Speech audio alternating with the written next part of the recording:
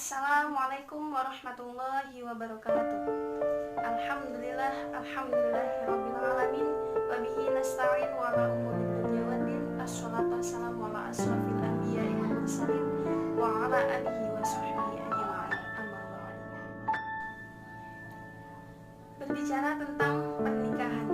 Pernikahan merupakan ikatan di antara dua insan yang mempunyai banyak perbedaan, baik dari segi fisik, keluarga, pergaulan, cara berpikir, pendidikan, dan lain-lain. Tentunya juga berbeda lawan jenis. Dalam pandangan Islam, pernikahan merupakan ikatan yang amat suci, di mana dua insan yang berlawan jenis dapat hidup bersama dalam satu atap. Akad nikah dalam Islam berlangsung sangat sederhana, terdiri dari dua kalimat ijab dan qabul, di mana ketika ijab dan qabul sudah terucap berarti itu sudah sah. Tetapi ketika sudah menikah, ketika sudah terucap ijab dan qabul, banyak sekali tanggung jawab kita sebagai seorang istri untuk suami. Salah satunya adalah mengurus suami sendiri.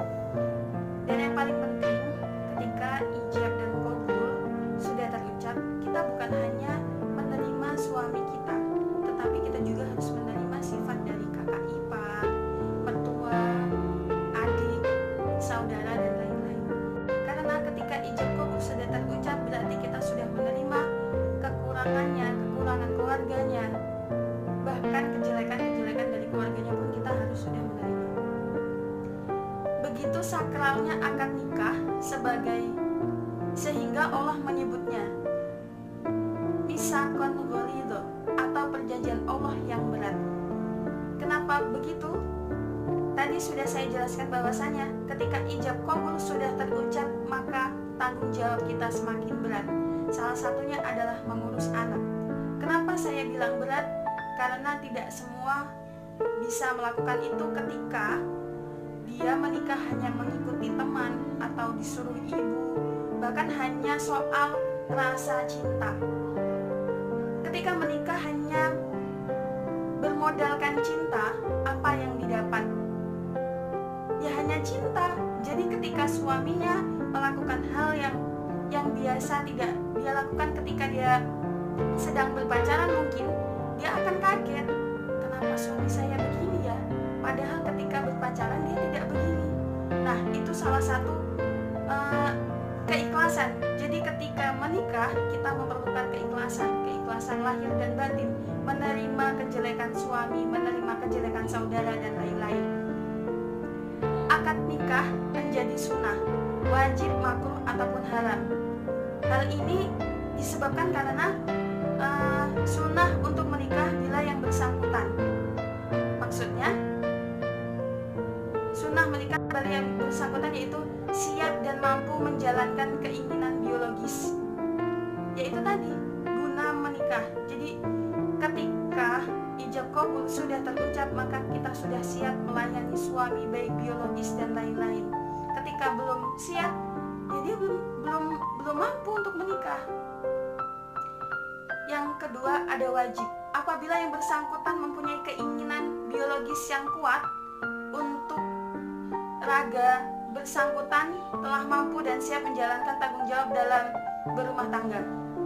Jadi maksudnya wajib itu karena dia sudah ingin sekali melakukan hal-hal biologis untuk menghindari supaya tidak ada hal-hal yang tidak diinginkan, berbuat dosa dan lain-lain, maka dia diharuskan menikah.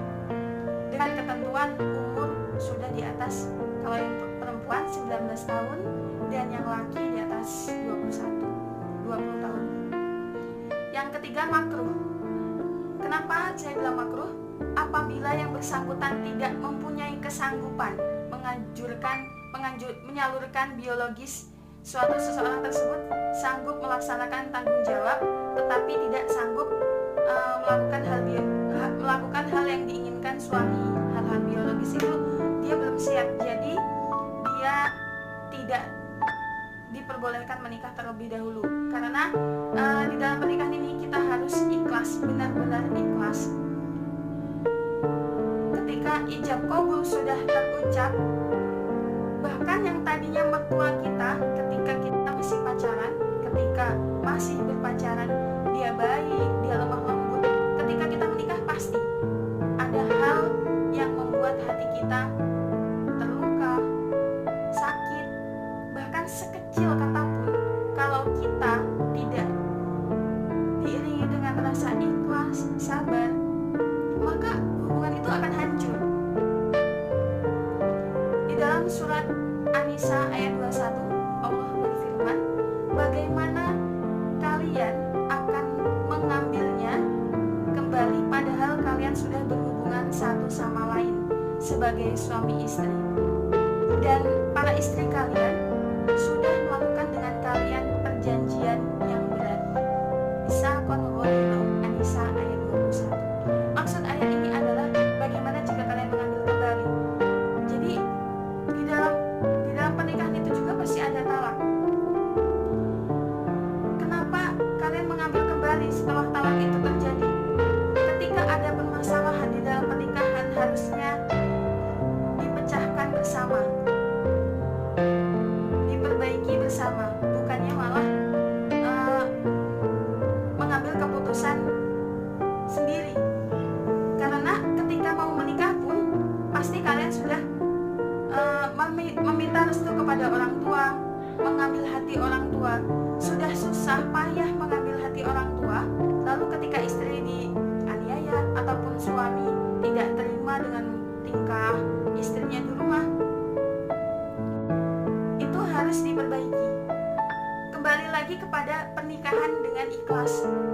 Jadi ketika hati kita tidak ikhlas ingin menikah, sebaiknya jangan menikah terlebih dahulu. Teruntuk bagi kalian yang masih sekolah ataupun masih mahasiswa, ketika masih perjalanan perkuliahan kalian sudah menikah, apa jadinya? Pasti perkuliahan kalian itu ketika kalian sedang kuliah menikah pasti akan hancur. Ada memang yang ketika menikah di dalam kuliah alasannya biarin semangat karena punya penyemangat, tapi tidak semudah itu. Ketika ijab kabul sudah terucap, maka semuanya telah berubah. Baik itu suami kita, pasti dia akan ada perubahan dari sifat, sikap, dan lain-lain, pasti ada yang berubah.